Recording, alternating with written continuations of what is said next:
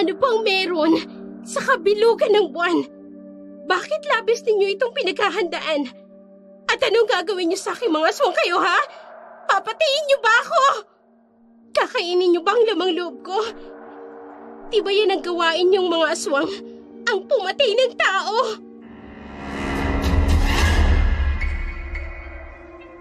Dahil ang mga katulad mo, mga babaeng hindi kaya makontento sa iisang pugad, ay dapat tinuturuan ng leksyon upang wag ng pamarisan.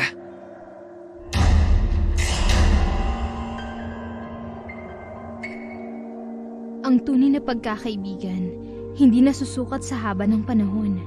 Nasusukat ito sa kakayahang umunawa, tumanggap at magpatawad.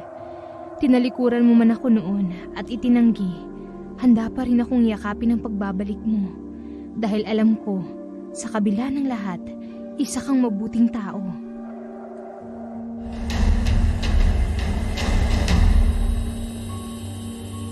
Magandang araw po sa inyo, Dark Shadow. Itago niyo na lamang po ako sa pangalang Daphne. Ang kwento pong ibabahagi ko sa inyo tungkol sa aking kaibigang si Fiona, na siya mismong nagsulat upang mailahad ang kanyang karanasan tungkol sa mga kakaibang nilalang, ang mga aswang.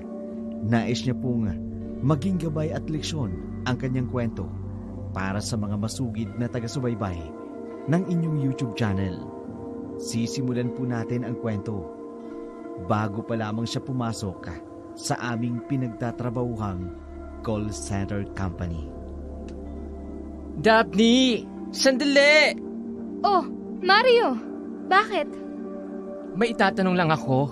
Di ba, kaibigan mo yung si Fiona? Oo. Bakit mo natanong? Kasi, usap-usapan doon sa kabilang production, kalandian daw ng isang supervisor. How true ba? Mario, wala akong alam dyan. Hindi naman kami madalas magkausap ni Fiona. At saka, hindi rin ako nangingialam sa mga affair niya, lalo na sa personal life niya. Daphne, sabihan mo yung kaibigan mo, ha? Maraming mga musang dito sa kumpanya. Baka akala niya. Sige, Mario. Pagsasabihan ko kapag nagkausap kami. Noong mga panahon na yun, parehong nagtatrabaho sa isang call center company, sina Daphne at Fiona. Isa ng quality analyst si Daphne, samantalang si Fiona, isang baguhan lamang. Nakiusap si Fiona sa kanyang kaibigang si Daphne na tulungan siyang makapasok sa call center. Dahil sa pagiging magkaibigan nila, hindi nag-atubili si Daphne na tulungan si Fiona. Sa wakas, nakapasok si Fiona. Matapos ang kanyang nesting period, ipinakilala siya sa production floor kung saan siya itinalaga sa isang account. Ilang linggo pa lamang ang lumilipas, ngunit unti-unti nang may mga chismis na naririnig si Daphne tungkol sa kanyang kaibigang si Fiona. Mga usap-usapang hindi niya inaasahan mula sa isang baguhang empleyado. Ay, oh my! Ang galing mo talaga, Sop. Of course. Ano? Satisfy ka ba? Oo naman. Tingnan mo, sobrang pinagpawisan ako. Nakatatlong rounds din tayo. Grabing stamina mo, ha? Batak to, eh. May duty pa ako ng 9:30 p.m. Sana low call volume today. Mabuti na lang, wala akong duty. Day off ako. Dito ko lang sa boarding house mo, ha. Huwag kang aalis. Baka mamaya, sang-sang ka na namang gumala. James, hindi ako aalis. Promise. O sige, kailangan ko nang umalis eh. Teka, saan ba yung boxer short ko? Nakita mo ba? Nariyan yata sa ilalim ng kama. Diyan ko yata hinihagis kanina. Narito nga. Basta Fiona, huwag kang aalis dito. Hindi nga. Ang kulit, Sige na, aalis na ako. Okay. Ingat. my handsome supervisor.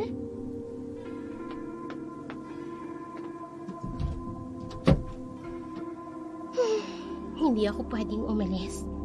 Di si Liam na lang ang papupuntihin ko rito. Tatawagan ko siya. Hello, Liam. Punta ka dito sa boarding house ko. Nag-isa lang ako. Bilisin mo ha. Ayoko nang pinaghihintay ako ng matagal.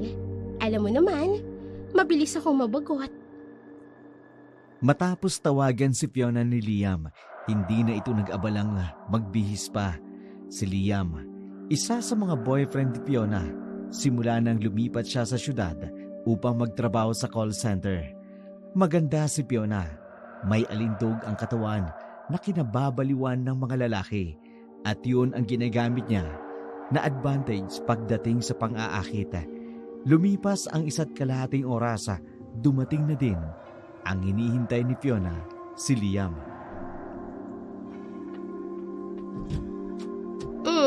Ang tagal mo ha? I miss you. I miss you too, Liam. Pumasok ka na nga muna dito sa loob. Baka makita ka pa ng mga chismosang tenants dyan eh. Halika na. Salamat. Ang tagal mo naman bago ako tawagan eh. 1 linggo Well, sorry naman. Busy ako sa trabaho. Ngarag nga ako eh. Kasi alam mo na, irate customer ang nahahandle ko sa calls. Huwag na natin pag-usapan ng trabaho. Halika na sa kama. Dito tayo damiran yung miss kita. Wait lang. May condom ka bang dala? Meron siyempre. Mabuti. Ayoko mabuntis ano. Tiwala ka sa akin. Hindi ka mabubuntis. Mag-iingat ako. Kaya halika na. Okay. Halika na sa loob.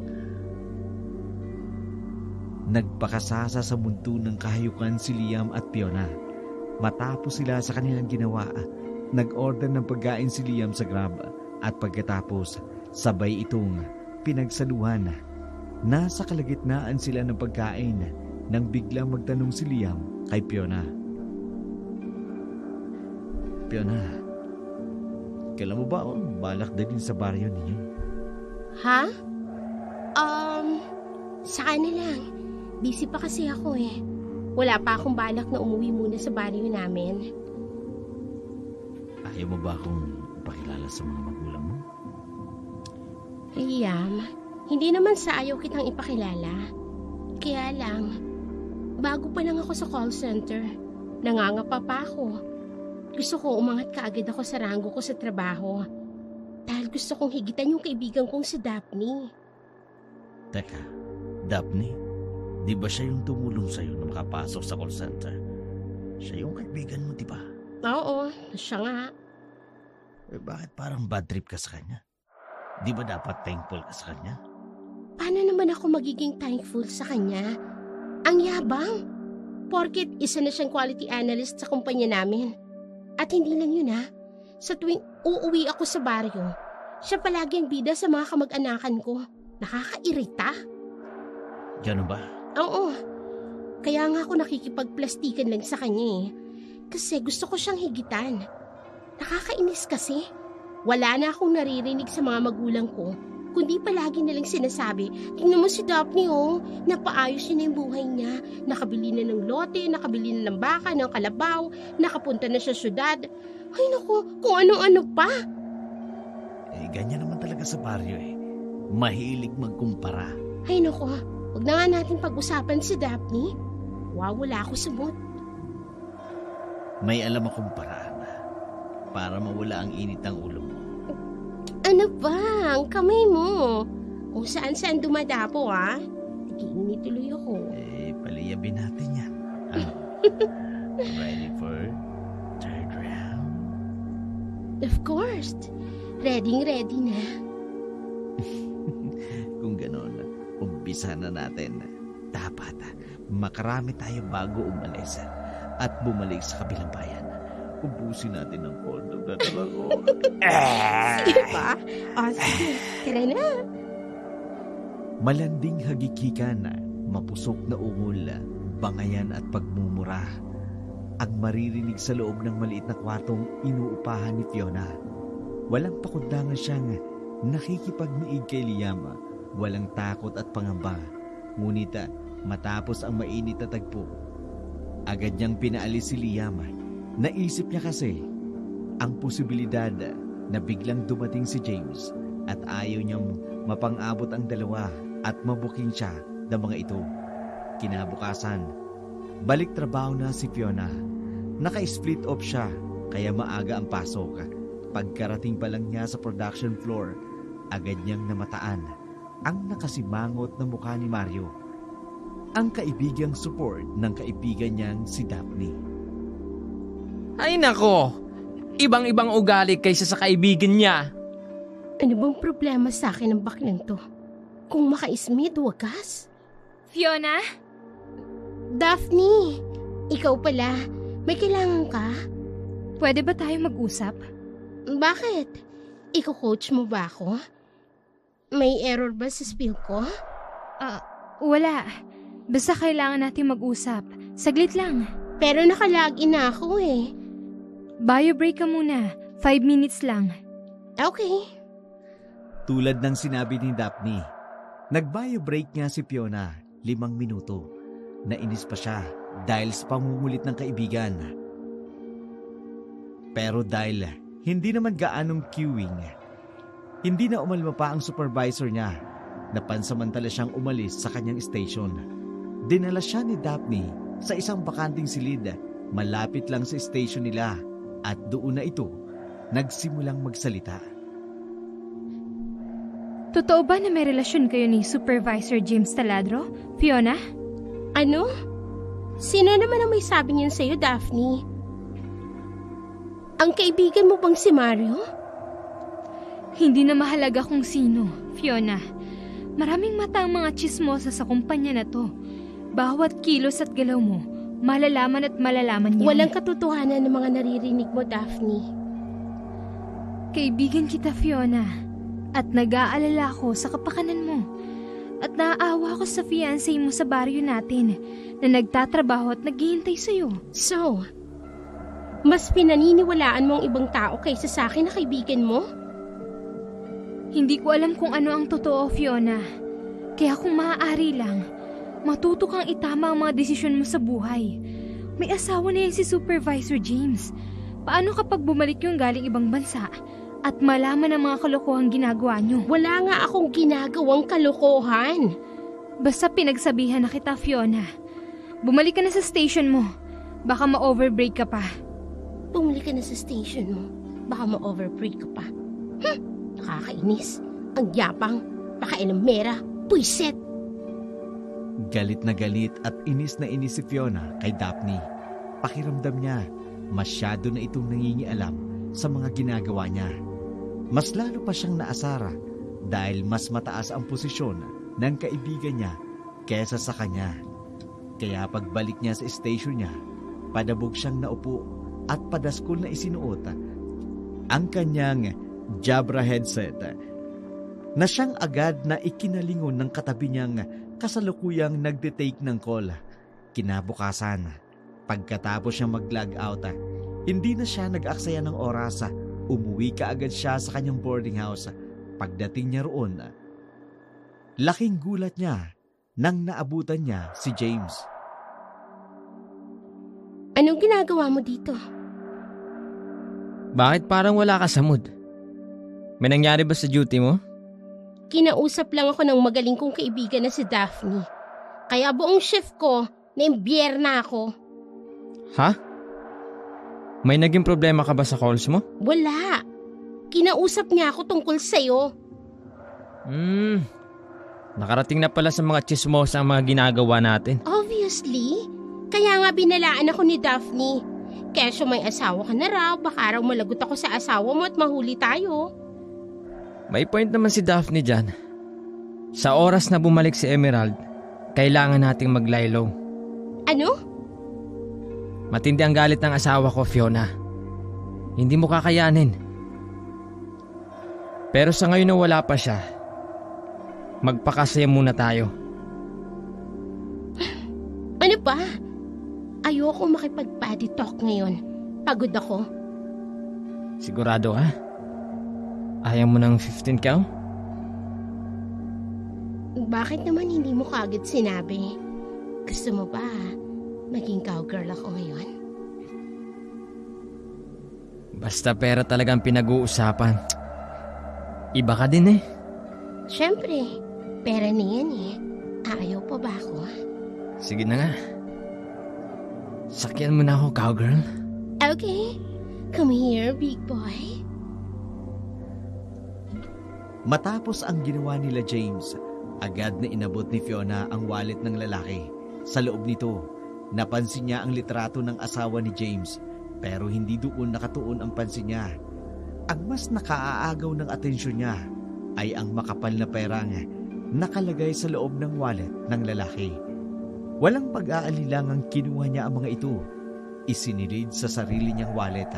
Napangisi na lamang si James. Sanay na sanay siya sa ugali ni Fiona.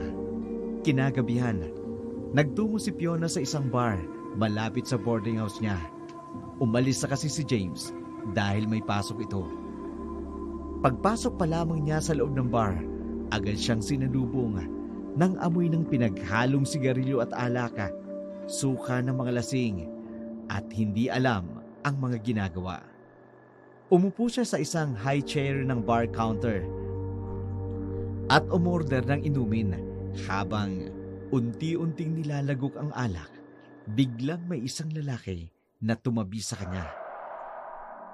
Pwede bang makiupo sa tabi mo, miss? Wow, ang gwapo naman ito. Ang gwapo din ng boses. At ang tangkad. Ang bango. Ang laki pa ng katawan. Parang modelo. Miss? Ha? Oo naman. Bakante naman yan eh. Salamat. Ako nga pala si Severino. Pero pwede mo kong tawaging Sebi. Ako naman si Fiona. Nice to meet you, Fiona. Nice to meet you, Sebi. Alam mo, parang pamilyar ang boses mo. Parang narinig ko na yung boses mo. Isa sa mga calls ko. Talaga? Ano bang trabaho mo? Call center agent.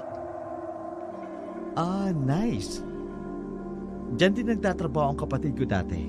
Talaga? Anong account ka ba? Baka nga naging customer mo na ako. Tumawag din kasi ako sa customer service lalo na nung nasa state ako. Galing ka ng US? Yeah, doon ako nagtrabaho. As agent. Wow, ang galing naman pala. So, mayaman ka? Sakto lang. Ayos. Kapag sinuswerte ka nga naman, gwapo na engineer, tapos sa States pa naka-base. Mukhang tiba-tiba ako dito Naging mahaba ang pag-uusap ni Sebi at Fiona. Umabot sila hanggang madaling araw. Pagkatapos, inihatid siya ng lalaki pauwi sakay ng bago nitong sasakyan. Bago tuluyang pumasok si Fiona sa kanyang boarding house, sinigurado muna niyang makukuha niya ang cellphone number ng social media account ni Sebi. Pagpasok niya sa kanyang silid, pakiramdam niya may biglang bumigat sa kanyang tabi. Lugong-lugo siyang pumasok pero halos malaglag ang puso niya dahil sa takot at gulat nang may maapakan siyang isang malagkit at malapot na likido sa sahig.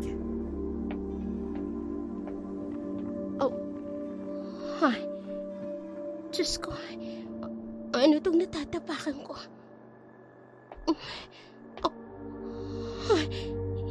Hindi! Dugo! Hindi! Si James!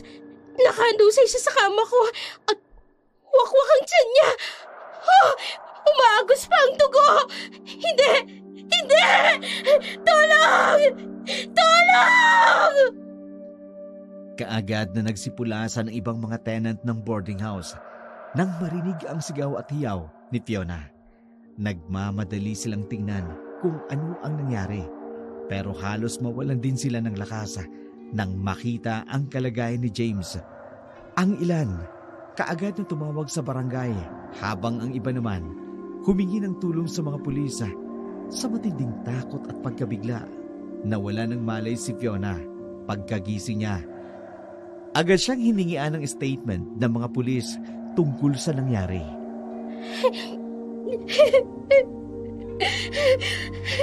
Hindi ko nga alam eh. Hindi ko naman close siya sa Supervisor James. Hindi ko rin alam kung paano siya napunta sa loob ng kwarto ko. Fiona, huminahon ka. Daphne, tulungan mo ko. Makukulong ba ako? Ha? Fiona, hindi ka makukulong kung wala ka namang ginawang masama. Gusto lang malaman ng mga pulis kung ano ang connection mo kay Supervisor James at kung bakit naroon siya sa loob ng boarding house mo. Hindi ko nga alam. Galing ako sa bar. Pag-uwi ko, yun na yung nadatnan ko. At isa pa, di ba nasa trabaho siya kagabi? Oo, naka-duty siya. Tapos nag-yosi break lang. At hindi na nakabalik pa sa prod floor. Daphne, maniwala ka sa akin. Hindi ko talaga alam. Wala akong kinalaman sa pagkamatay niya. Pero may relasyon ba kayo? Daphne! May relasyon kayo? Oo, meron. Fiona? Pero tinigil na namin. Kaya nga nalilito ako kung bakit naroon siya sa loob ng silid ko. Hindi ko talaga alam, Daphne. Matamang tiningnan ni Daphne ang kaibigan habang ito ay umiiyak sa kanyang paanan. Samantala, patuloy ang mga pulis sa kanilang investigasyon kaugnay sa karumal-dumal na pagkamatay ni James. Mabilis na kumalat ang balita sa buong kumpanya nila. Si Fiona ang naging sentro ng mga chismis, lalo na't alam ng ilan ang relasyon nila ni James. Ayon sa paunang investigasyon ng mga pulis, hindi sa loob ng kwarto ni Fiona ginawa ang krimen. Sa ibang lugar daw isinagawa ang krimen. Saka dinala roon ang tuguan na katawan ni James kung saan siya tuluyang binawian ng buhay. Sa bawat yugto ng investigasyon, paulit-ulit na lumilitaw ang pangalan ni Fiona, lalo na nang kumpirmahin ng mga otoridad na isa siyang kalaguyo ng napatay na supervisor. Ibang klase din yung kaibigan mo, Daphne. Patuloy pa rin sa pagpasok sa trabaho, kahit araw-araw inuulan ng chismis. Napatunayan na rin namang wala siyang kasalanan. Hay nako, pasalamat ang kaibigan mo yan at mabait ang asawa ni Supervisor James. Hindi siya pinatanggal dito sa trabaho. Pero kung ako ang tatanungin, mas maganda kung lumipat na lang siya ng ibang BPO company eh. Tama ka dyan. Dahil hindi siya titigilan ng mga toxic na tao dito sa company natin. Lalo na't newbie pa lang siya. Tsaka pag-iinitan siya palagi ng mga supervisors na konektado kay Ma'am Emerald at Supervisor James.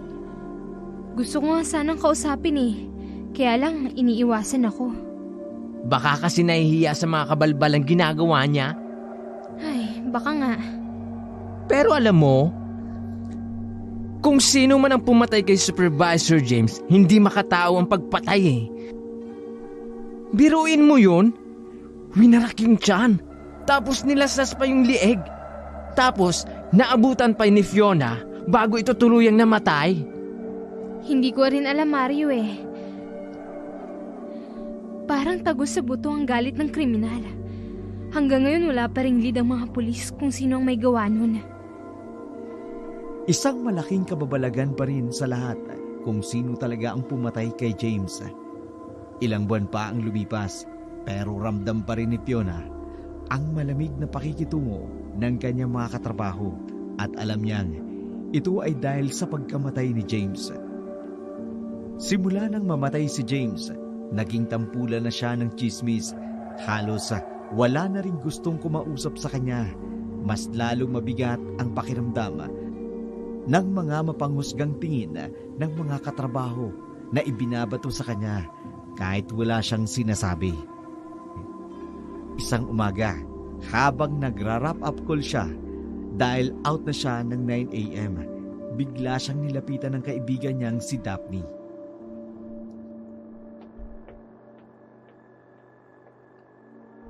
Anong kailangan mo?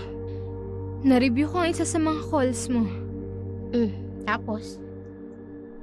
Fiona, ang dami mo naging pagkukulang sa mga calls mo. Wala kang report sa customer. Kulang ka sa empathy. At hindi mo rin naibigay ang tamang resolusyon sa concern ng client. Talaga bang ipapamukha mo sa akin ang pagiging QA mo, Daphne? Fiona, ginagawa ko lang yung trabaho ko. Pwede ba pagkatapos mo mag-wrap up, pumunta ka sa station ko? Gusto kitang kausapin hinggil sa nangyaring to. Sige. Tatapusin ko lang to. Salamat. Mahinahong lumayo si Daphne mula sa station ni Fiona. Ngunit halatang baka sa kanyang mukha ang pagkadismaya. Gayunpaman, dala ng malasakit bilang kaibigan. Nais pa rin niyang erase up kay Fiona ang mga naging pagkukulang nito sa mga calls. Ilang sandali pa'y dumating na si Fiona. Kapansin-pansin ang pagkairita nito sa mukha. Wala nang paligoy-ligoy pa. Agad siyang sinabihan ni Daphne na sumunod sa coaching room. Hindi na rin nagtanong si Fiona at sumunod na lamang. Pagkapasok nila ng silid, agad siyang umupo sa harapan ni Daphne. Nakasandal at tila walang gana. Handang makinig, ngunit halatang may bumabagabag sa kanya. Sabihin mo na kung anong gusto mong sabihin. Gusto ko na umuwi eh. Inaantok na ako. Fiona, alam kong marami kang pinagdadaanan lately. Pero hindi yun dahilan para pabayaan mo ang trabaho mo. 2 calls mo na ang na-review ko. At pareho silang may mali-maling resolusyon. Anong gagawin mo? Nakapagsulat na ako ng detailed feedback at naisubmit ko na sa TL mo. I also flag you for immediate coaching. Kaya ito na yung session natin ngayon. Bakit kailangan mo pang gawin yun? Pwede namang gawan mo na lang ng paraan, di ba? Bakit kailangan mo pang i-flag at magsulat ka pa ng feedback at isend pa talaga sa TL ko? Are you out of your mind, Fiona? Ginagawa ko lang ang trabaho ko as QA. At kaibigan mo ko. Labas sa trabaho ang pagkakaibigan natin, Fiona. I'm doing this because I'm genuinely worried about you. Pero hindi ko pwedeng palampasin ang mga pagkakamali mo. Hindi kita kukonsentihin. Ang sabihin mo, mayabang ka. Porket mas mataas ng posisyon mo kaysa sa akin. Akala mo sa'yo kung sino ka? Ano? Gusto mo ako mawalan ng trabaho? Siyempre hindi. Kaya ako nga ginagawa tong coaching eh. Para wag mo nang ulitin ang mga pagkakamali mo. Para matuto ka. Napakayabang mo, Daphne. Ano? Hindi naging maganda ang takbo ng pag-uusap ni Daphne at Fiona. Lahat ng sinasabi ni Daphne, pinipersonal ni Fiona. Ang gusto ni Fiona, pagtakpan siya ng kaibigan. Ngunit hindi iyon ginawa ni Daphne. Dahil dito, kinabukasan, mismong ang TL ni Fiona ang nag-coaching sa kanya. Lalong nadismaya at nagalit si Fiona. Kaya kinabukasan, nag-no call, no show. Wala na siyang pakialam kahit paulit-ulit na tumutunog ang kanyang cellphone. Tawag mula sa kanyang TL. Nakahiga lamang siya sa kama. Walang balak bumangon. Ngunit ilang saglit pa'y sunod-sunod na ang pagkatok sa kanyang pinto. Ang kanyang naririnig.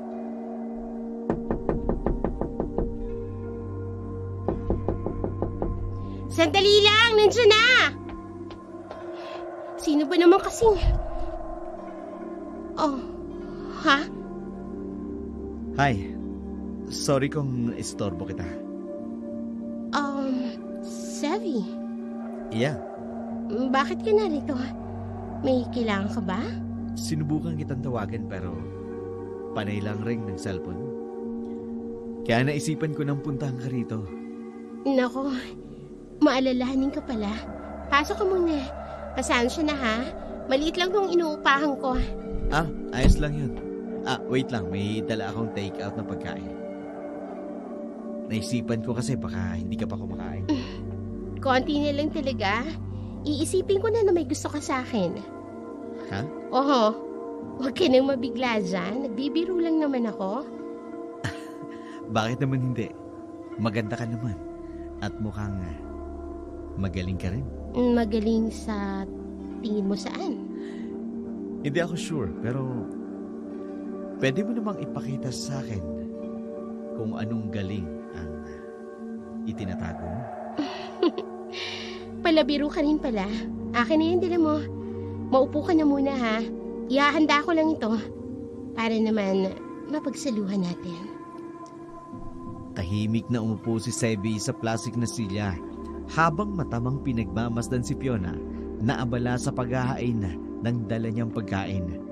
Bahagya namang nakaramdam ng konting pagkailang si Fiona, pero maya-maya lihim din siyang napangiti. Naisip niyang marahil nagagandahan sa kanya ang lalaki. Sa mga sandaling yun, panandali ang nakalimutan ni Fiona ang personal niyang problema sa trabaho, pati na rin ang tungkol sa krimen na kinasasangkutan ni James. Matapos silang kumain, sabay silang nanood ng pelikula. Habang tumatagal, nararamdaman ni Fiona ang bahagyang pagdantay ng mainit na braso ni Sevi sa kanya. Nang lingunin niya ito, bigla na lamang siyang kinabig ng lalaki at hinalikan. Sevi, anong ginagawa mo? Ayaw mo ba? Ha? Ayaw mo ba sa ginagawa ko? Gusto ko. Pagbibigyan mo ba ako? Pero, Sevi... Huwag kang mag-alala. Walang makakaalam. Kung gusto mong itago natin, ayos lang sa akin. Wala ka pa naman sigurong asawa, di ba? Wala pa. Single ako. Likewise. So, ano? Pwede? Pwede. Gusto rin naman kita eh. Hubarin na natin. Pikit matang ninamnam ni Fiona ang bawat sandaling kasama si Sebi. Kakaiba ang lalaki kumpara sa mga nakanaig niya noong meron pa siyang kakaibang pakiramdam tuwing kasama ito. Tila ba unti-unti siyang nahuhulog sa loob nito. Matapos ang kanilang mainit na tagpo, niyaya siya ni Sebi na lumabas upang kumain sa isang kilalang fast food sa sentro ng bayan. Mahilig kang kumain, no? Oo. Namimiss ko kasi ang Filipino food. Oh, ganun ba? Kailan pa lang balik mo sa States? Hindi pa ako sigurado. Marami pa kasi akong inaasikaso. Kasi yung kapatid ko, may pinapaasikaso sa akin. Gusto niya bago ako bumalik ng Amerika, natapos ko na. Family-oriented ka, no? Sobra. Pinalaki kasi ako ng parents ko na malapit talaga sa isa't isa. Fiona, huwag mo sanang mamasamain. Ang alin? May nabalitaan kasi ako. May nangyaring krimen daw sa boarding house ninyo. Oo.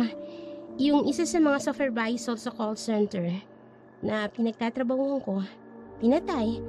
Tapos dinala yung bangkay sa loob ng kwarto ko. Grabe naman yung ginawa ng kriminal. Nahuli na ba? Wala pang lead ang mga pulis eh. Sebi, pwede bang huwag na lang natin pag-usapan ng tungkol dyan? Kinikilabutan kasi ako eh. Sure. Sorry din ha. Okay lang. Tuloy na lang natin ang pagkain. Dahil sa pagbubukas ni Sebi ng usapan tungkol sa nangyaring krimen kay James, biglang nawala ng gana sa pagkain si Fiona. Naging matamlay. Kaagad naman itong napansin ni Sebi, kaya naisipan niyang isama si Fiona sa mall upang manood ng sine. Ngunit tila nananadya ang pagkakataon dahil ang napiling tema ng pelikula ni Sebi ay horror. Takot na takot si Fiona sa loob ng sinihan habang si Sebi naman seryosong nanonood. Pagkatapos ng pelikula at nang maihatid na siya ng lalaki sa kanyang boarding house, muli na namang may nangyari sa kanila. Ilang oras ding tumambay si Sebi bago magpaalam at umalis. Dahil sa pagod, agad na nakatulog si Fiona. Ngunit madaling araw na nang bigla siyang nagising nang may marinig siyang ingay at kaluskos na nagmumula sa kanyang bintana.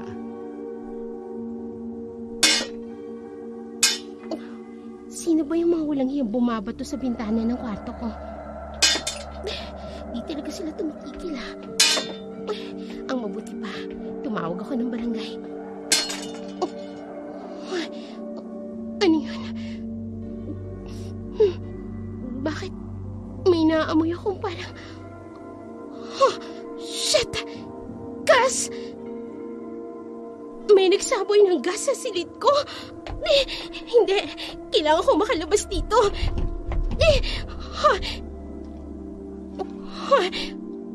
Apoy! Hindi. Bubuksan ko ang pinto ng kwarto ko. Kailangan ko makalabas dito. Tarantang lumabas si Fiona mula sa kanyang silida habang ang ilang tenants nagsipulasan din palabas ng marinig ang malakas na sigaw na sunog. Mabilis na kumalat ang apoy mula sa kanyang kwarto, bagay na labis niyang ikinaiyak. Wala na siyang naisalbang gamit maliban sa kanyang cellphone. Lumuluha siyang napaupo sa sahig habang pinagmamasdan ang silid na nilalamon ng apoy, pati na rin ang ibang bahagi ng boarding house. Kung hindi siya agad nagising, marahil kasama na rin siyang natupok ng apoy. Dahil wala na siyang matuluyan, hawak lang ang natitirang cellphone. Naisip niyang tawagan si Liam para doon muna makituloy. Ngunit sinabi nitong nasa Maynila siya. Wala lang ibang option si Fiona, kaya napilitan na siyang tawagan si Sevi.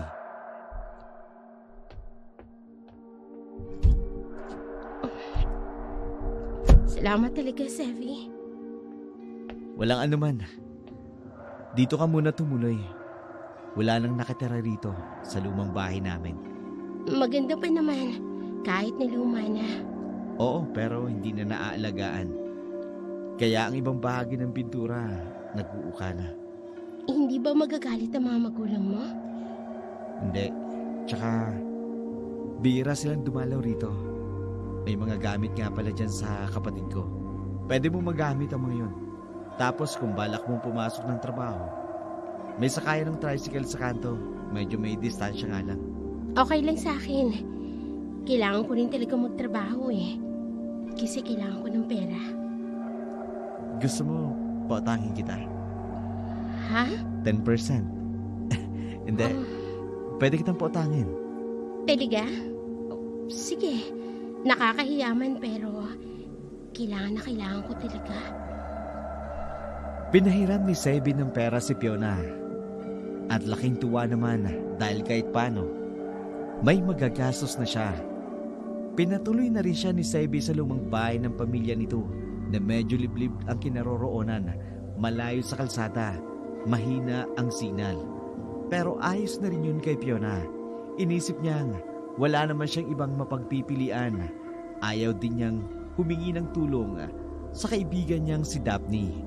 Kinabukasan, pumasok siya sa trabaho dahil nag-no call, no show siya.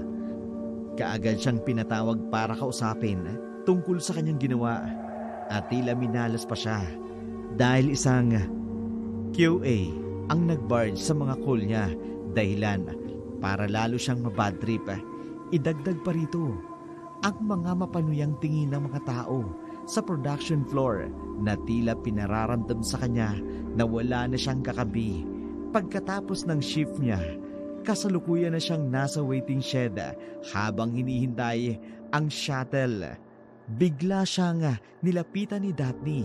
Halatang papasok pa lang ito ng trabaho. Fiona? Ano na naman bang kailangan mo, Daphne? Nabalitaan ko yung nangyari sa boarding house mo. Saan ka ngayon tumutuloy? Wala ka na doon. Ayos lang ako. Bakit ka ba galit sa akin, Fiona? Daphne, pwede ba? Huwag ka nga plastic. Alam ko naman, kasali ka sa mga nagchichismis sa akin. Fiona, ano bang sinasabi mo? Wala akong ginagawang ganyan. Concern nga ako sa'yo Isa pa, tumawag sa akin si Marco. Hinahanap ka. Hindi ka niya raw matawagan. Huwag mong sasabihin sa kanya mga nangyayari sa akin dito. Fiona, ayusin mo kasi yung problema mo. Pabayaan mo na nga ako, Daphne. Okay, sige. Kung yan ang gusto mo, hindi na kita papakialaman.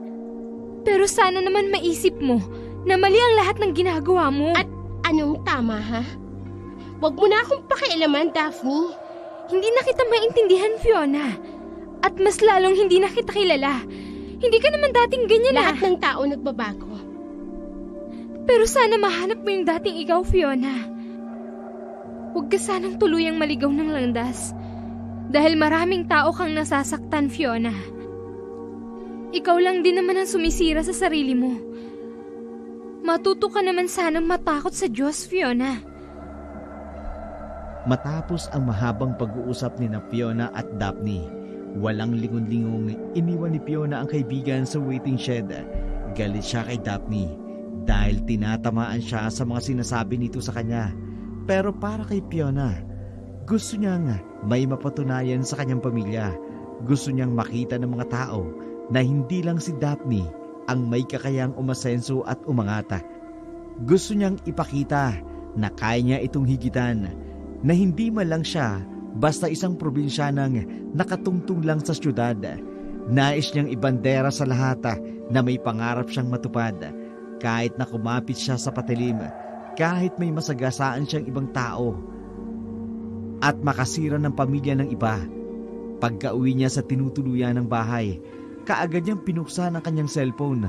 Doon nakita ang sunod-sunod na tawag at text mula kay Marco.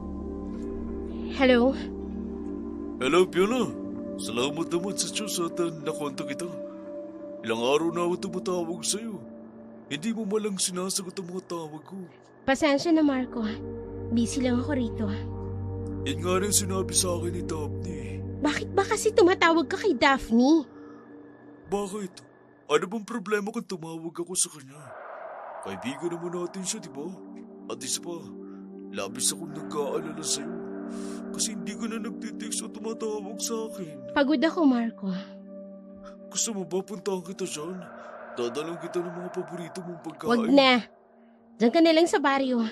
Ayos lang ako rito. Pero Fiona... Fiona? Oh, shit. Fiona, sino yun? May kasama ka ba dyan? Wala. Ako lang.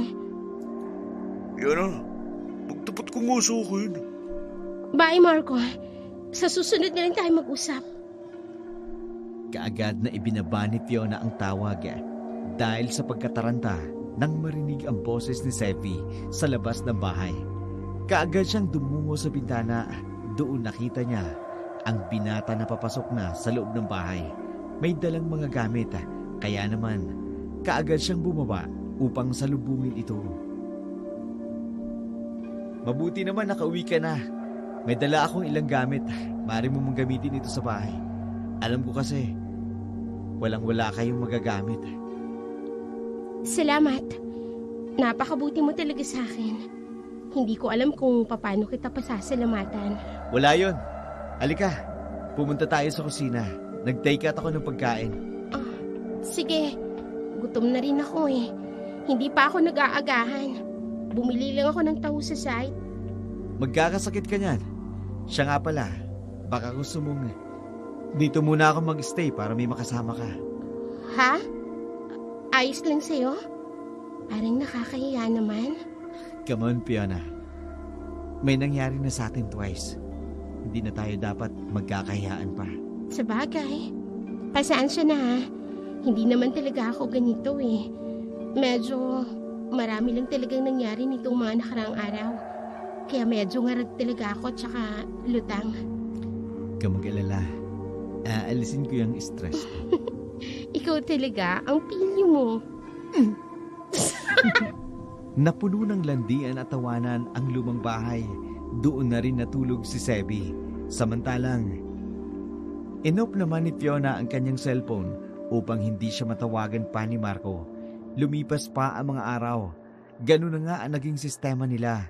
Nagmistulang, live-in partner sila ni Sebi. Noong una, ayos lang naman ang lahat. Masaya at tila wala nang maihiling pa si Fiona. Maalaga at mabait si Sebi sa kanya. Ngunit habang lumilipas ang mga araw, unti-unting nagbabago ang ugali ng lalaki. Nagiging dominante, seloso, mausisa ito. Pinagbabawalan na rin siyang lumabas ng bahay tuwing day off niya. Ayaw na rin tong humawak pa siya ng cellphone. Bagay na ikinasakal ni Fiona. Ang dapat sa cellphone na ito itapon!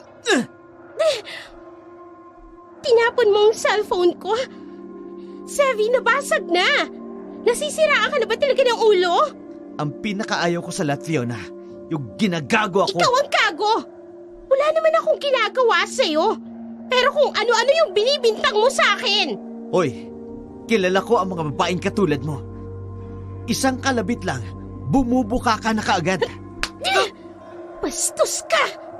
Walang hiya ka. Talagang sinampal mo pa ako, ha? Itong bagay sa'yo. Ha? Sevi, bitiwan mong lead Sa ko. susunod, ha? Hindi ako makahinga. Napagbuhatan mo ko ng kamay. Hindi lang ito ang aabutin mo sa akin. Sorry na.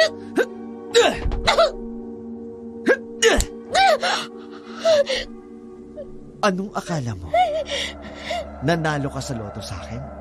Hoy, ang mga katulad mong kaladkarin, hindi kailanman siniseryoso. Akala mo ba, hindi ko alam ang mga kabalbalang ginagawa mo noon? Akala mo, hindi ko alam ang koneksyon mo sa pinatay na si James Taladro, ha? Bakit mo ba ako pinapaniwala na mabait ka? Bakit mo pa ako pinaasa? Huwag mo akong dramahan. Tumayo ka nga dyan at maganda ka ng pagkain ko. Ginutom na ako eh. Ayusin mo yung sarili mo. Naaalibadbaran ako sa pagmumukha mo.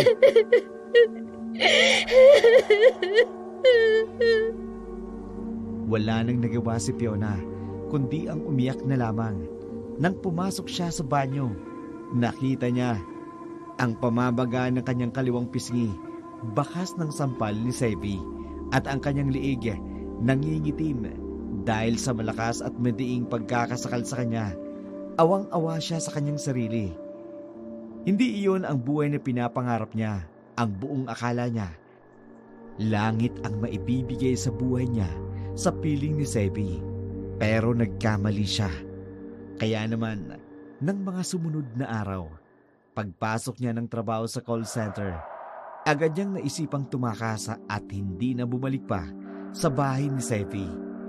Hindi na niya kayang tiisin ang malaimpyernong buhay na nararanasan niya sa piling nito. Kaya pagka-out niya ng trabaho, kaagad siya nag-antay ng pagdating ng shuttle. Nag-isip kung saan pupunta nang biglang huminto sa kanyang harapan ang isang magarang sasakyan at dumungaw sa bintana niyon ang kanilang OM na may edad ng lalaki. Pero hindi maipagkakaila ang kagwapuhan at ganda ng tindig nito, Mala Albert Martinez. Miss, gusto mo ba na sumabay sa akin? Mukhang uulan at tila late ang shuttle sa pagdating.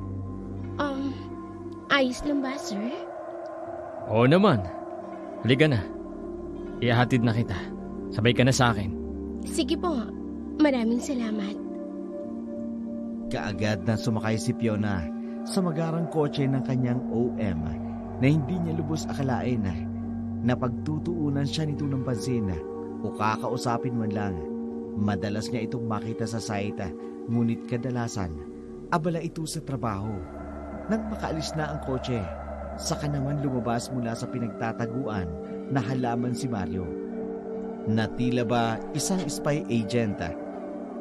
Kaagad siyang nagtungo sa kafeterya kung saan kasalukuyang kumakain ng agahan si Daphne. Daphne, girl! May mainit na chika ako sa'yo. Tungkol saan na naman yan? Ha! Yung kaibigan mong malantod, hindi na lang supervisor ang target ngayon, kundi si OM na. Ano? Hoy Mario, yang bibig mo masama ang mangbintang ha? Hindi ito bentang lang. Nakita ko siya na sumakay sa kotse ni OM. Baka naman isinabay lang. Hindi. Malakas ang kutob ko. Magiging bagong kabit yun ni OM. Mario? Ay, malakas talaga ang utob ko.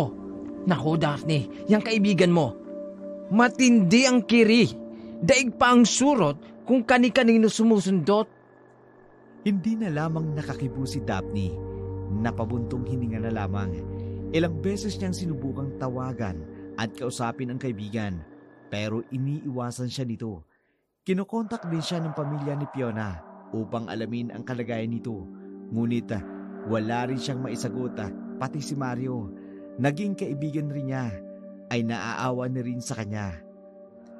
Gusto niya nang sabihin ang mga kalokohang ginagawa ni Fiona, pero gusto niya ito, ang mismong makatuklas at makahuli sa babae, na minsan kasing sinubukan niyang sabihin dito. Ang nalalaman niya ay parang nagalit pa ito sa kanya. Samantala, si Fiona naman umiiyak sa harapan ni Efraim na kanyang OM. Dinala siya nito sa isang mamahaling restaurant. Sinasaktan ka pala ng ka-live-in partner mo. Gusto mo ba na sampahan natin ang kaso? Nako, huwag na po, sir. Ayoko na po kasing bumalik doon. Natatakot na kasi ako sa kanya. Baka kung anong gawin niya sa akin. O sige, kung yan ang pasya mo, mas mabuti nga rin siguro na huwag ka na lang bumalik doon sa bahay na tinitiran mo. Pero sir, ang problema ko po ngayon, kung saan ako tutuloy. Wala ka bang kaibigan man lang? O kaya ka mag-anak dito sa syudad? Wala po, sir. Ako lang po kasing mag-isa rito. Hindi ko sasabihin na may kaibigan ako rito para mas maawa pa siya sa akin.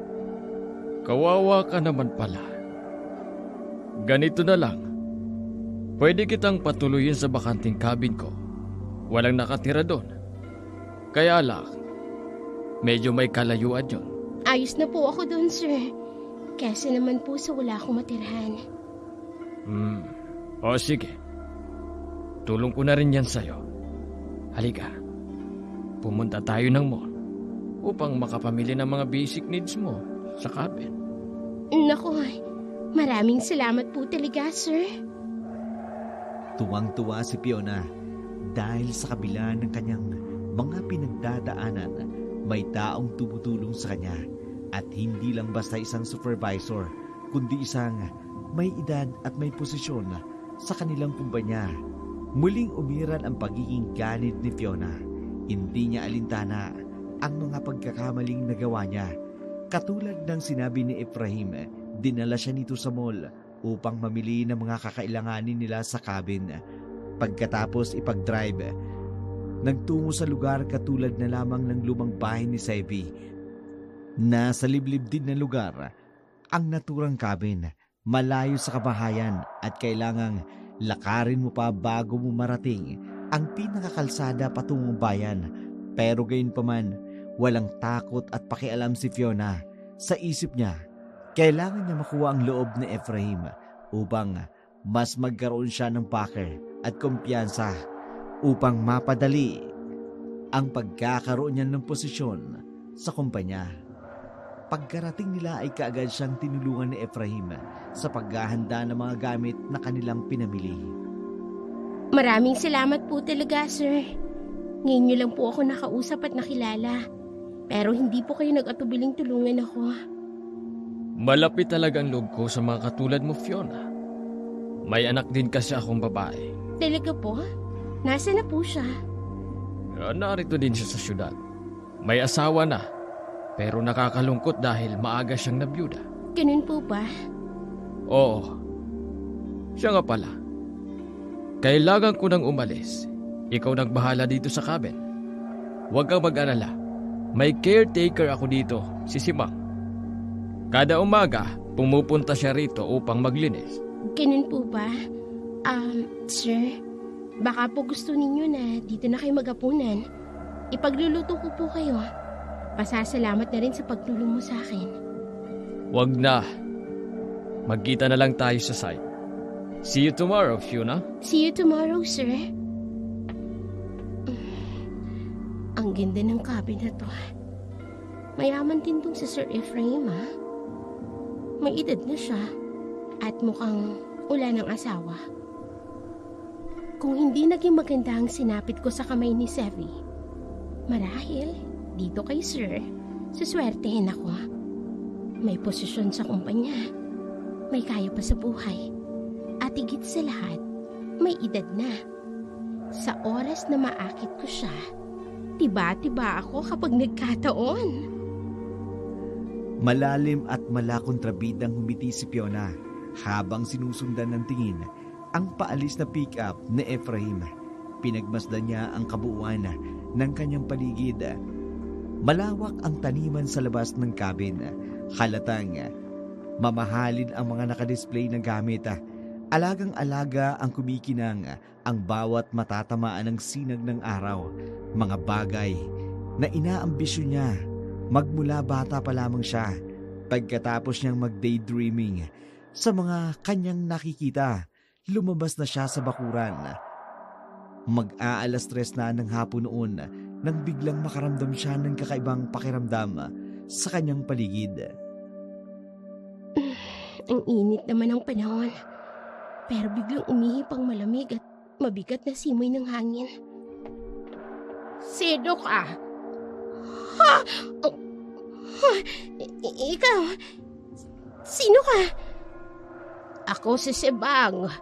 Ikaw, bakit ka naririto? Anong kailangan mo? Ako si Fiona. Dinala ko dito ni Sir Ephraim. Hindi nagdadala ng babae rito si Sir. Nagsasabi ako ng totoo. Teka, bakit ganyan ang itsura mo? Nakatatakot. Natatakot ka sa anyo ko. Nagkaganito ang mukha ko dahil nasunog ito. Kinino ba? Ikaw, anong dahilan at dinala ka rito ni Sir? Tinulungan niya ako. Teka nga, bakit ba ang dami mong tanong? Di ba caretaker ka lang naman dito? Mukhang may kasamaan rin ang tabas ng dila mo. Anong ibig mong sabihin? Pinatuloy ka lamang dito. Pero kung matahin mo ko, parang isa ka na sa mga amo ko. Bakit hindi? Bisita ako dito. Samantalang ikaw, utusan. Tingnan mo nga pinagkaiba nating tenda. Mag-iingat ka, Ineng. Minsan hindi lahat ng nasa harap mo ay tupa. Ang iba, nag-aanyong tupa lamang. Pero sa likod nun, ang mabangis na pangil ng lobo. Ha? Nagtataka at naiwang walang kibu si Fiona habang sinusundan ng tingin ang matandang si Simang na mahinang naglalakad paalis. Napangiwi pa siya. Nang muling pasadaan ito ng tingin ng kulbot na balat nito sa kaliwang bahagi ng katawan nito dahil sa markaan ng pagkasunog. Purong puti na rin ang mahaba nitong buhok dahil sa uban. Malaki at bilugan na rin ang mata nito na tila luluha na. Ang bibig nito ay kulay itim na parang tinta ng pusita.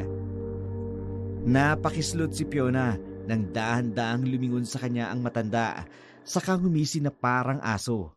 Sa takot niya, nanakbo siya at pumasok sa loob ng cabin. Kinagabihan, nagising si Fiona sa mga alulong ng aso. Ano ba naman yan? Nakakainis naman ang ingay ng mga asong yan. Kung kailan naman nasa kalaliman na ako ng tulog, saka pa umikse ng mga pesting aso na yan.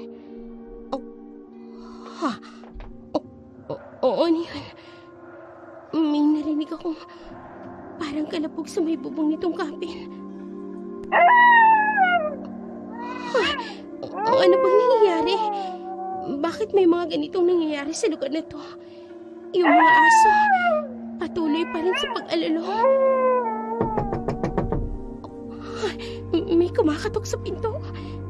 Pero sinong pupunta dito sa ganitong oras? Si Sir Ephraim ba? Buksan mo itong pinto!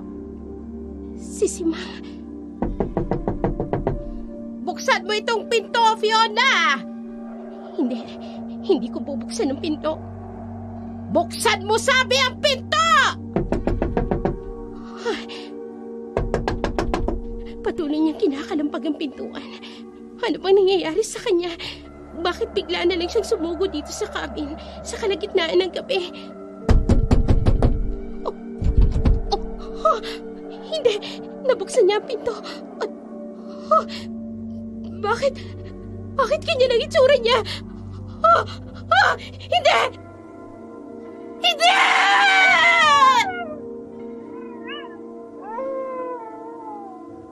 Kasabay ng pag-alulong ng mga aso ay ang matinis at malakas na sigaw ni Fiona. Kinabukasan, sa call center company, hindi pumasok si Fiona.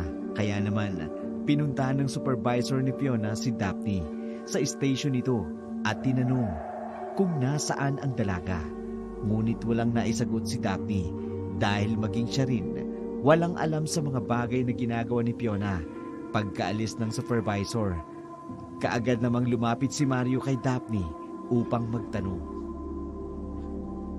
Daphne, ano nangyari? Bakit ka kinausap ni Supervisor Mara?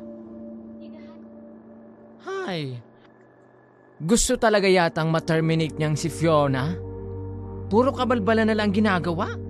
Alam niya namang holiday ngayon, kaya queuing. Tapos nag-no-call. No-show na naman siya?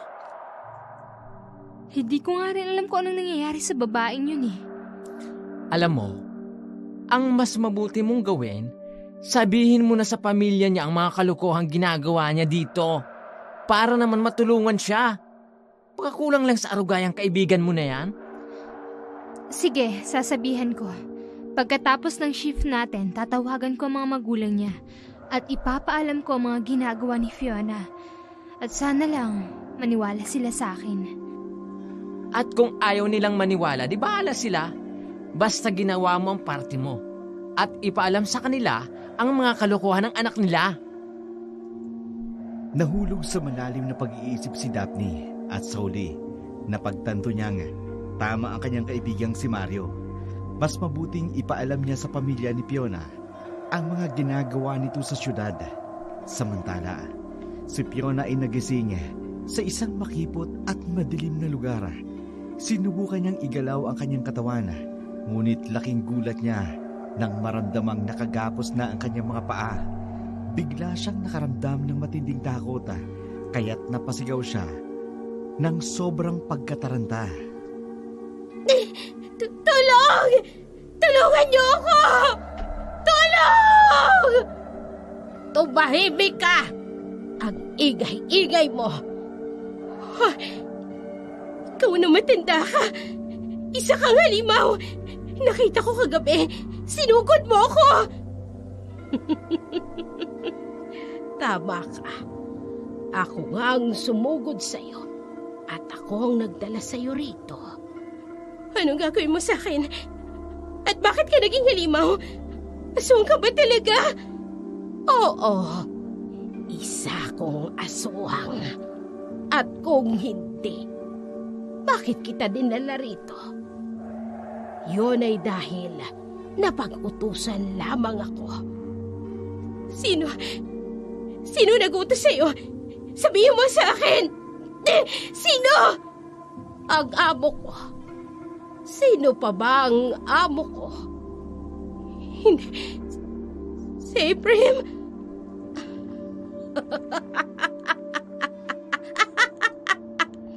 Sumagot ka!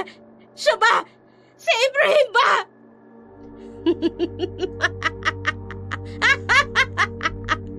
Tumigil ka sa katatawa mo, halimaw ka! Sagutin mo ang tanong ko! Ngunit walang nakuwang sagot si Fiona. Tawa lamang ng tawa ang matandang si Aling Simang habang nakaupo sa isang selya sa harapan niya. Nasa normal na anyo ito, taliwa sa anyong nakikita niya.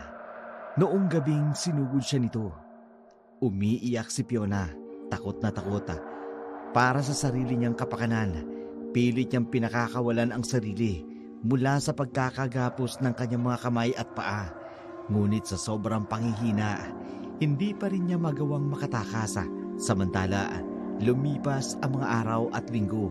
Ngunit, hindi na muling nakita ni Daphne at Mario si Fiona.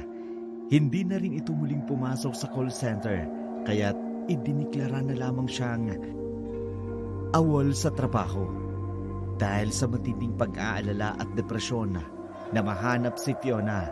Naglakas loob si Daphne kasama si Mario na lapitan si Efraim upang magtanong tungkol sa nawawalang kaibigan.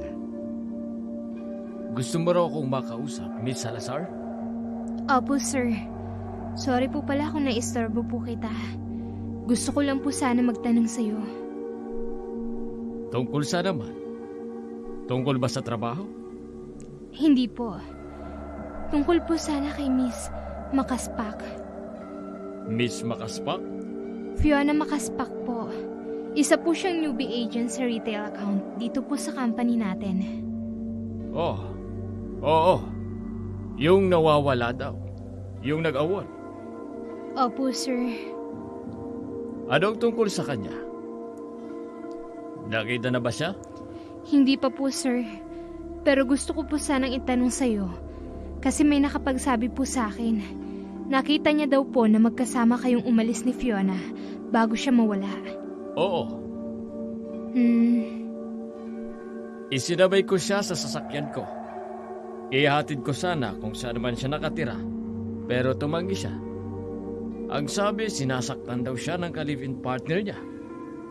Kaya kinausap ko. Saglit, kumalma. Pagkatapos noon, naghiwalay na kami.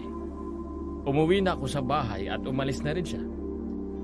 May ka-live-in partner po siya, sir? Yun ang sabi niya sa akin.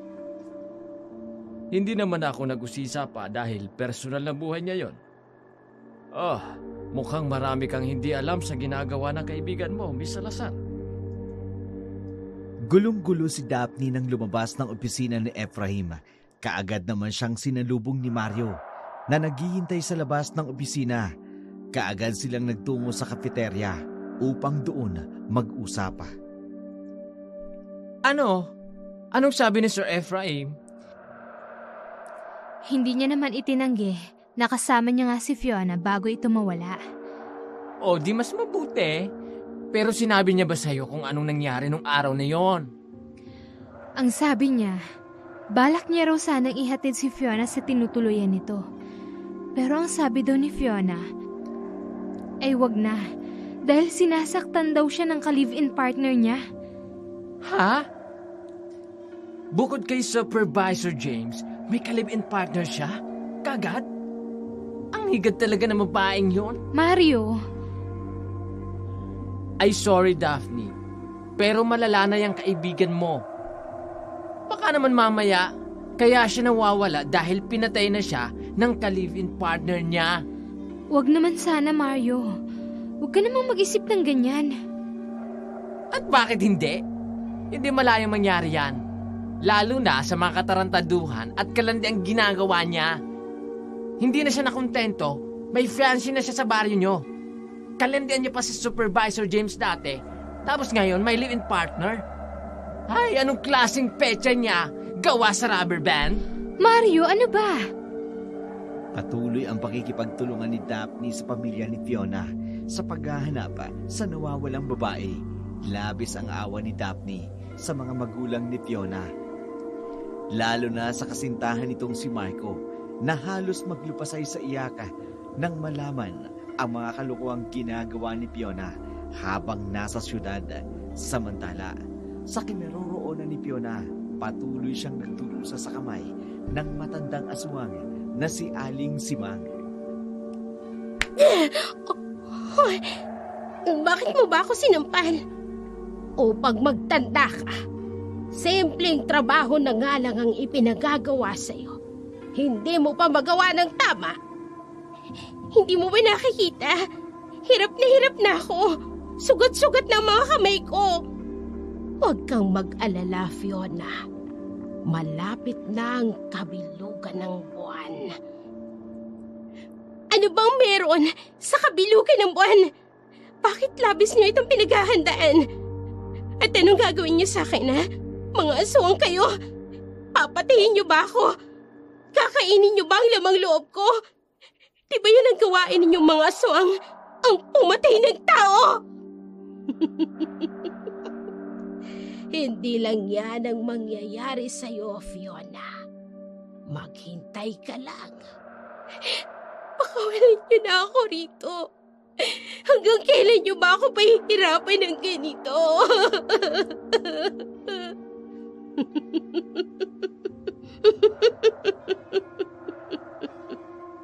Habang nakatali ang mga paa, si Fiona pa rin ang gumawa ng paraan, ang gumagawa ng gawaing bahay, maglinis, magluto, magtanim sa paligid ng kapin. Sa ilang linggo niyang pagkabihag, si Aling Simang, ang kanyang tanging kasama. Hindi na muling bumalik si Efraim, kaya't buo na ang paniniwala ni Fiona. Isa rin itong aswang na ito ang pasimuno ng kanyang pagkakadukot at pagkabilanggo sa lugar na yun. Kinagabihan, pumasok siya sa kanyang silid. Isang masikip na espasyo na puno ng ipis at daga. Buong pandidiri siyang nahiga sa uuga-ugang katre. Hindi niya magawang linisin ang silid dahil hindi siya pinapayagan ni Simang. Nakakadena pa rin ang kanyang mga paa. Ilang ulit niya nang sinubukang tumakas, ngunit hindi niya magawang takasan ang matandang aswang na nagiging bantay sa kanya. Sa kalaliman ng gabi, habang siya ay pilit na natutulog, isang pamilyar na tinig ang kanyang narinig. Isang tinig na agad na gumising sa kanyang buong diwa. Kumusta ka na, Fiona? Sir Efraim, walang iya ka! Oh, kumalma ka lang. Bakit galit na galit ka yata? Bakit mo ginawa sa akin to?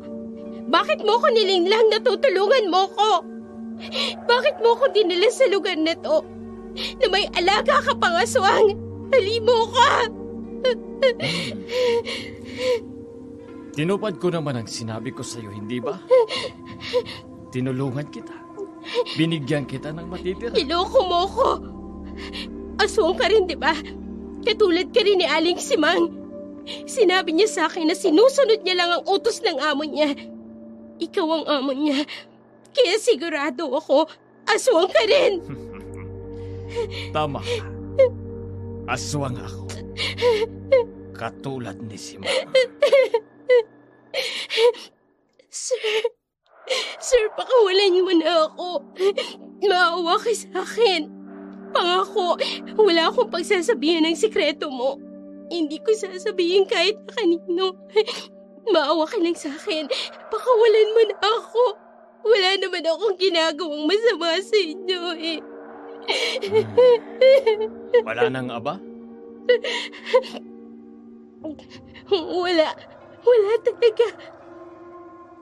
Alam mo ba ang tawag sa'yo ng ibang mga agent, Fiona? Ang tawag nila sa'yo ay lalakerong call center agent. Surot, higad, malandi, malantod, pakangkang, lahat na. Dahil pumatol ka sa isa sa mga supervisor sa company. Hindi lang naman ako nagkamali at naging kabit ah. Napakarami. Bakit ako lang nakakaranas ng ganito? At hindi ko rin kasalanan kung nabighani sa akin si James. Nabighani o nilanti mo? Para ano? Para makakuha ka ng recommendation at tumaas ang posisyon mo? Lahat naman ng tao nangangarap na umangat. Tingalain din si... Hindi ako makahinga.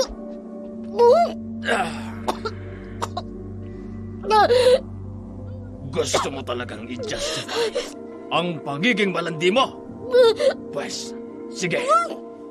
Ibibigay ko ang hilig ng walang ligalig. Simang! Linisan mo ang babaeng ito at dalhin mo sa silid ko. Hindi. Anong gagawin mo sa akin? Ibibigay ko ang gamot sa kakatihan mo. Hindi. Parang awa mo na. Kaagad na kinuha ni Simang si Fiona sa silid at dinala sa banyo. Doon ay pinagpaligo siya nito. Sa unang pagkakataon, ay nakagamit siya ng shampoo at mabangong sabon. Matapos siyang maligo, dinala siya ni Simang sa malaking silid sa kapin. Ang silid ni Ibrahim, abot-abot ang kaba niya nang bumukas ang pinto at makita ang may edad na lalaking nasa kama, naghihintay sa kanya. Wala nang nagawa si Fiona nang hablutin siya nito at pagsamantalahan. Hayop ka! Hindi ka lang aswang! Isa kang hayop! Hindi ba't ito naman ang gusto mo? Ang maging parausan ng kung sino-sinong lalaki. O ayan. Anin ko mga perang yan. Hindi ba yan ang gusto mo? Pera? Ayan ang kapalit ng pananamantala ko sa iyo. 100,000 yan. Alam mo, hindi ka nga worth it sa halagang yan eh. Pero dahil mukhang pera ka naman at marami naman akong pera, kaya balato ko na yan sa'yo. Hayop ka! Sa'yo na yung pera mo! Hindi ko kailangan yan! Pakawalan mo na lang ako rito! Hindi ko na kayang sikmurain na makasamang halimaw na aswang na tulad nyo! Napakasarap namang pakinggan ng mga sigaw at mga iyak mo. Napakasama mo! Napakasama mo! Magpahinga ka na, Fiona. Dahil kailangan namin ang lakas mo sa nalalapit na kabilugan ng buwan. Hindi! Pakawalan niyo ako rito! Pakawalan niyo ako! Umiiyak na nagmamakaawa si Fiona. Subalit tila bingi si Ibrahim. Hindi siya nito pinakikinggan. Matapos siyang pagsamantalahan, sinabuyan ng pera, iniwanan sa silid na walang saplota, na natili siyang nakahantusay, na puno ng pasa ang katawan. Umiiyak siyang napasubsob sa kama, nangihina at labis nang wala sa sarili. Kinabukasan, narinig niya ang mga kalansing ng mga kagamitan. Halatang may inaayos sa paligid. Maya-maya pa'y dumating si Simang. Pinuntahan siya. Walang imik siyang sinamahan nito palabas sa bakuran upang tumulong sa mga gawain. Linisin mo ang lahat ng yan. Wala pa akong kain. Nangihina na ako, Aling Simang. Huwag mo kong trabahan. Hindi mo ako madadaan sa ganyan. Kailangang matapos natin ang paggawa ng altar dahil mamayang gabi na ang kabilugan ng buwan. Ano? Kung gano'n, anong gagawin niyo sa akin? Malalaman mo rin, Fiona. Huwag kang at-at. Parang awa mo na, Aling Simang. Maawa ka sa akin. Pakawalan mo na ako. Nangangako ako. Hindi ko nang ulitin ang mga kasalanan na gawa ko.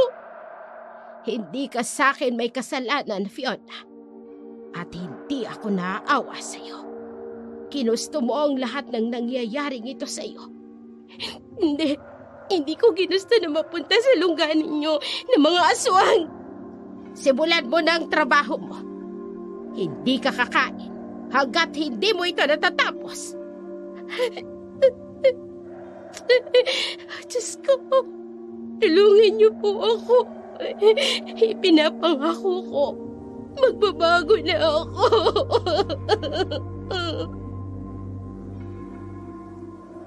Umiiyak at hinang-hina sa gutom si Fiona.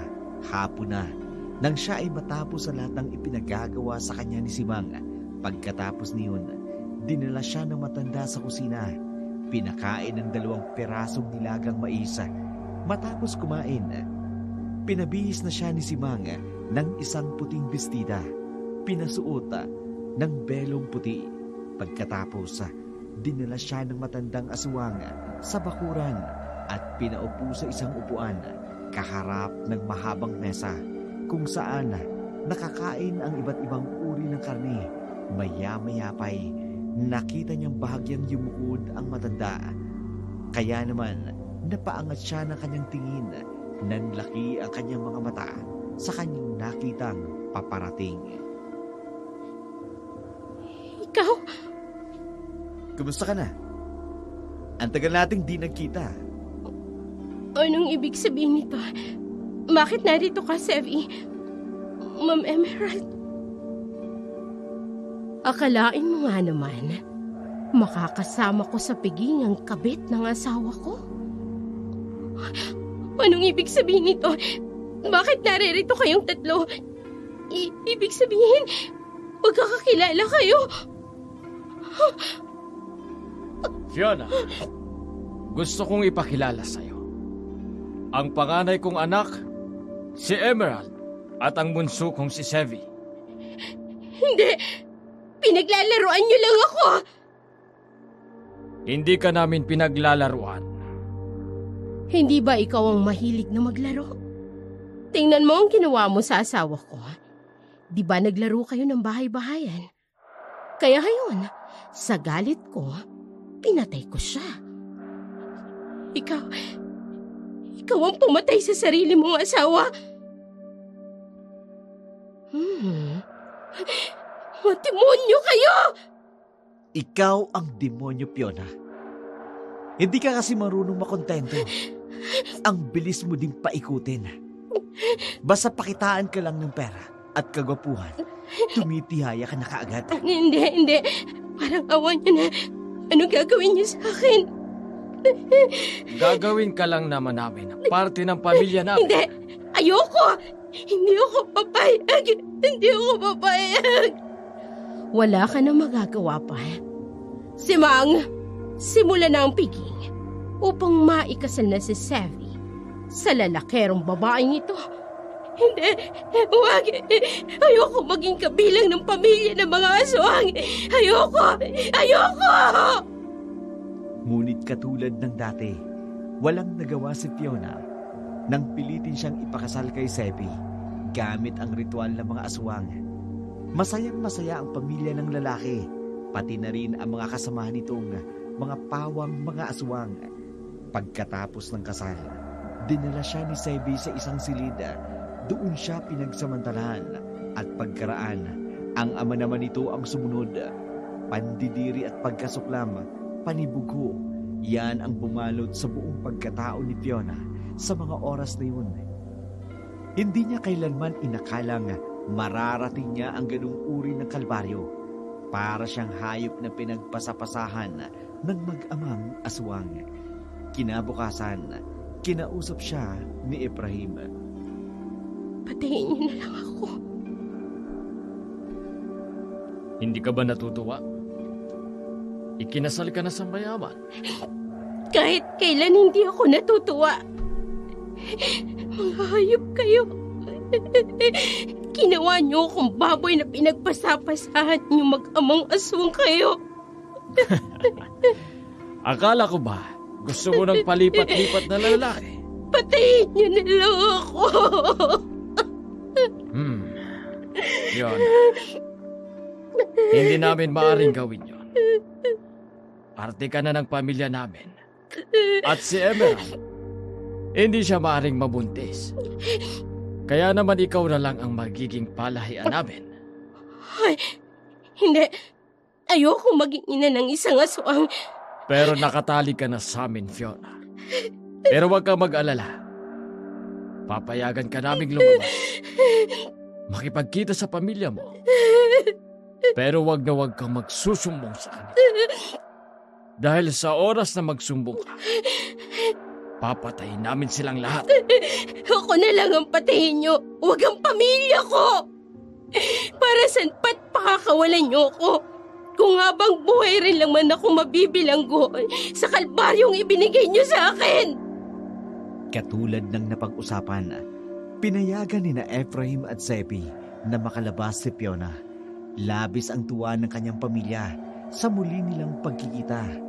Maraming tanong, maraming agam-agam. Tinanggap ni Fiona ang panunumbat at pagkasuklam ni Marco. Buong puso niyang tiniis ang malulutong na sambal ng kanyang ama dahil sa kahihiyang idinulot niya sa kanilang pamilya. Ilang ulit siyang tinanong kung ano ang nangyari, kung saan siya pumunta sa loob ng 2 buwang pagkawala. Subalit, nanatiling tigom ang kanyang bibig. Takot siyang magsalita. Takot na baka ipapatay na ang kanyang pamilya ng pamilyang aswang na kanyang napangasawang si Sebi. Upang maibsan ang pag-aalala ng kanyang pamilya, muling pumasok si Fiona bilang call center agent. Ngunit sa ibang kumpanya kung saan nagtatrabaho rin si Emerald. Isang araw, habang nasa mall, nakita niya si Daphne na kasama ng kaibigan nitong si Mario. Nag-aalangan man, pero nilapitan niya ang kaibigan na dati inabandona niya. Daphne. Mario, pwede bang iwan mo muna kami? Oh, sige. Doon na lang kita hihintayin sa food court. Sige, salamat. Daphne. Gusto mo bang maumupo muna tayo dun sa cafe? Para makapag-usap tayo ng maayos. Kahit huwag na. Ayos ka lang ba, Fiona? Bakit ka umiiyak? Gusto ko lang humingi ng tawad sa'yo, Daphne. Dahil alam kong napakalaki ng kasalanan ko sa'yo. Kung alam mo lang kung gaano ko kasamang kaibigan. Fiona, wala na yun. Well, inaamin ko, nasaktan ako sa mga ginawa mo. Pero ang mahalaga, humingi ka ng tawad na na-realize mo yung pagkakamali mo. Kasal na ako. Ano? Paano nangyari? Kanino? Gusto ko mang sabihin sa'yo ang lahat. Pero natatakot ako. Bakit ka natatakot? Fiona, handa akong makinig. Sabihin mo sa akin, ano ba talaga yung nangyari sa'yo nung nawala ka? Mahabang kwento, Daphne. At ayoko mapahama ka.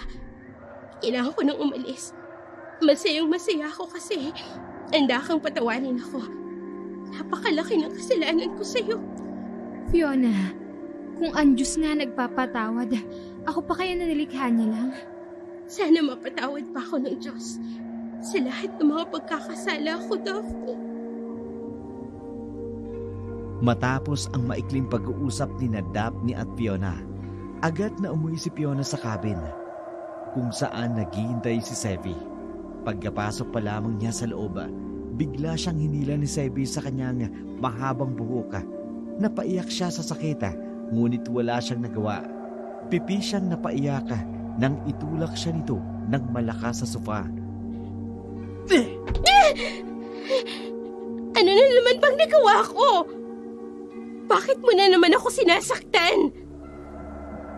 Dahil may nakakita sa'yo. Nakikipag-usap ka sa kaibigan mo si Daphne. Wala akong sinabi sa kanya. Kinausap ko lang siya dahil humingi ako ng tawad sa mga nagawa ko sa kanya noon. Pero wala akong sinabi na kahit na ano. Siguraduhin mo lang. Dahil hindi kami magdadalawang isip na kainin at patayin ang buong pamilya mo. Pati na yung kaibigan mo. Ako na lang ang patayin ninyo. Tapusin niyo ng paghihirap ko. Huwag ka mag-alala, Fiona. Mangyayari yan kapag nabigyan mo na ako ng anak. Hindi. Hindi ko hayaang mangyaring bagay niyan. Matapos siyang kumprontahin ni Sevi, iniwan siya dito. Nasasaktan at dahan-dahan tumayo si Fiona habang galit na sinusundan ng tingin ang kanyang asawang aswang. Hindi niya na kayang tiisin ang pag-aalipusta ng pamilya nito.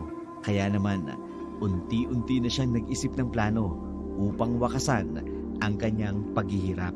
Samantala, si Daphne ay nahulog sa malalim na pag-iisip matapos matuklasan ang pagpapakasal ni Fiona sa isang lalaking hindi naman ito pinangalanan.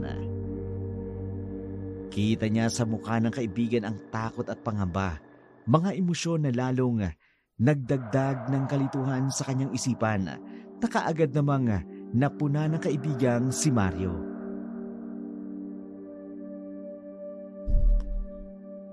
Hoy, malamig na yung kape mo. Hindi mo naman ginagalaw. Mario. Kumusta palang pag-uusap nyo kahapon ni Fiona? Mukhang seryoso ang pinag-usapan nyo ah. Oo. Humingi siya sa akin ng tawad. Marunong din palang humingi ng tawad ng babaeng yon. Mario, alam mo kahapon, May sinabi sa akin si Fiona eh. Ano? Kinasal na raw siya. Ano? Ay, sus Mariusep. From kabit to asawa? Aba, matindi. Pinakasalan pa rin ba siya ni Marco? Hindi si Marco. Dahil hiniwalayan na siya ni Marco. Eh, sino? Yun nga yung hindi ko alam eh. Dahil hindi niya naman sinabi sa akin. Tapos, nakikita ko sa kanya na parang may kinatatakutan siya. Na para bang may inililihim siya. At ano naman ang inililihim niya, Aber? Grabe, iba talaga yung kaibigan mong yan, Daphne, ha? Ang daming ganap sa buhay. Pero pinagdarasal ko, Mario. Sana ayos lang siya. Sana wala siyang masamang pinagdadaanan. Sana nga. Tao pa rin naman siya. Sana lang, magbago na siya at wag na siyang maging lalakero. Lalo ngayon, nakasal na pala siya. Natapos ang pag-uusap ni Mario at Daphne na puro tanong ang kanilang mga nasa isipan.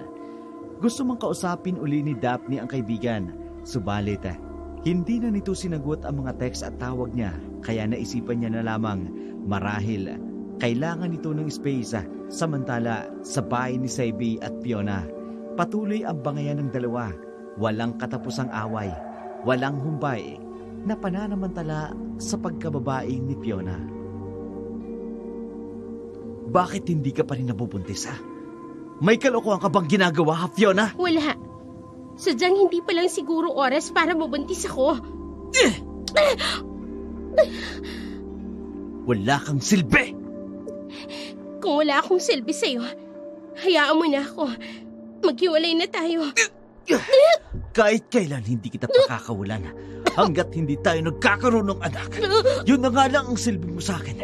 Hindi mo pa magawang ibigay. Paano? Kung hindi ko talaga kayang magbuntis, ano gagawin niyo sa akin? Simple lang. Gagawin ka naming alay. Ang sama niyo. Bakit niyo ginagawa sa akin to? Ilang beses lang ako nagkasala sa pamilya ninyo, pero walang katapusang parusang ibinabalik ninyo. Dahil ang mga katulad mo, mga babaeng hindi kayang makontento sa iisang pugad, dapat tinuturuan ng leksyon upang wag nang pamarisan ng iba. Hindi ka Diyos upang hatulan ako. Wala ka nang magagawa, Fiona. Dahil ako na ang magmamando ng buhay mo. Walang patid ang pag-iyak ni Fiona habang hawak ang liig nang may bakas pa ng pananakal ni Sebi. Awang-awa siya sa sarili habang nakatitig sa salamin. Dahan-dahang kumiyom ang kanyang mga kamay. Sa galit, tumungo na lamang siya sa kusina, kumuha ng lighter, binuksan ang gas stove, sa katahimik na pumunta sa storage room upang kunin ang 2 galong gasolina. Naroroon sa loob ng bahay sina Sevi at ang ama nitong si Ephraim at si Emerald. Dinig na dinig ang malulutong na halakhak ng mga ito. Dahil sa matinding galit, unti-unting ibinuhos ni Fiona ang gasolina sa buong paligid ng bahay. Hindi pa siya nakontento. Kumuha siya ng mas maraming gasolina at muling ibinuhos sa sahig at dingding.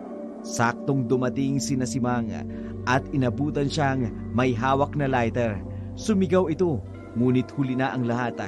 Sinindihan na ni Fiona ang paligid at sa isang iglap nilamon ng apoy ang buong paligid. Magbabayad ka, Fiona! Hindi pa ito ang huli nating pagtutuos! Matusta kayong lahat! Mamatay kayong pamilyang aswang! Pinatay po ang mga amo ko! Anong gagawin mo, ha? Papatayin mo ko? Igaganti mo ang mga amo mo, mga halimaw? Sige, lumapit ka. Isasabay ko sa iyo natitirang gasolinang hawak ko. Lapit! Itong bugay sa iyo!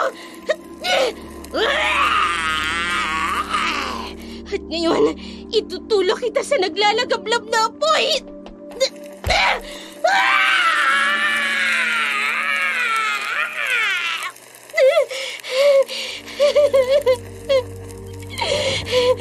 Tapos na ang paghihirap ko. Wala nang pamilyang aswang. Wala na.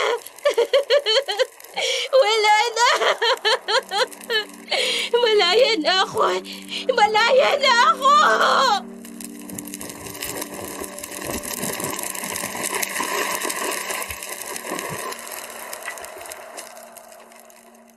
Umiiyak si Fiona habang pinagmamasdan ang unti-unting natutupok na cabin sa kanyang harapan. Sa loob niyon, naruroon ang mag-amang aswang, ang pamilyang nagparana sa kanya ng impyerno, ang mga nilalang na nagtulak sa kanya upang maunawaan ang sarili niyang pagkakamali.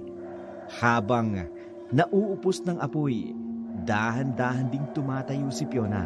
Naglalakad siyang tila wala sa sarili hanggang sa hindi niya namamalayan nasa loob na siya ng simbahan. Doon, lumuhod siya sa harapan ng kumpisalan at buong luhang nagkumpisal sa pari. Ako po'y isang makasalanan. Hindi po ako karapat-dapat na humarap sa Panginoon. Pero gusto ko pong bawasan ang bigat ng kasalanang aking dinadala. Naging makasarili po ako. Mapag-imbot, mayabang, ambisyosa, at lalakero rin po. Mga kasalanang alam kong labag sa kalooban ng Diyos. Ngunit ginawa ko pa rin nang walang takot at walang pangamba.